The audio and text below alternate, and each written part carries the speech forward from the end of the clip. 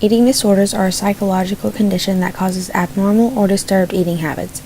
Mental health, usually it stems from either self-esteem problem, personality disorder, some anxiety, post-traumatic stress. It's wide.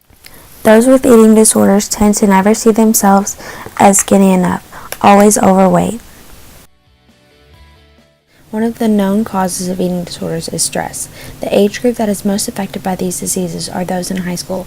This is caused by the pressure of deciding your life after graduation. More than 70 million people are affected by eating disorders worldwide. And in this position, we see and diagnose eating disorders often. I would say, at least when I say often, it doesn't sound often, but once every 2 weeks. Yeah. So that's That's often. pretty often. And that's in just my clinic. So Yeah.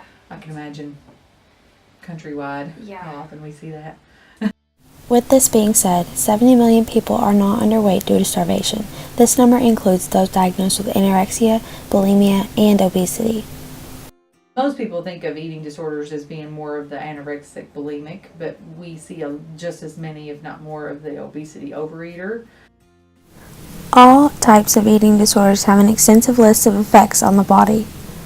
Short term, generally what we see is just mostly the visible, symptoms, skin changes, of course, weight or gain or loss, just muscle fatigue, general headaches. People kind of have a general list of complaints whenever they're having symptoms. But long term, definitely nutritional deficiencies. You can see bone disorders, teeth, tend to become very weak. Due to the constant growth of technology, the media's influence tends to play a part in our ideal body image. Most, if not all, brands used to use only the tallest and skinniest models, which caused a rise in the number of eating disorder cases per year. However, within the last decade, companies have begun to promote all body types and sizes. Plus-size models are not so rare anymore.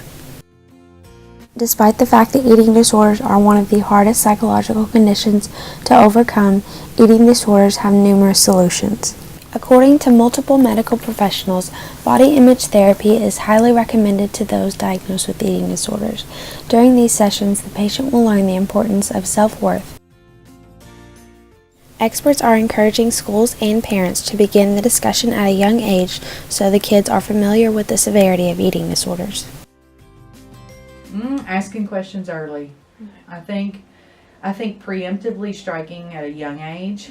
We don't talk to girls at 10, Yeah. so I feel like that's where it needs to start, just right off the bat, because there's a whole lot of people that don't even find out that it is a disorder until they're already in the midst of it. Right. But I think if we're talking about it more and they do ever have symptoms and we catch them early, or at least give them an opportunity, hey, this counselor's available, Yeah. that people would be more apt to open up about it, because I think it's a very closed conversation.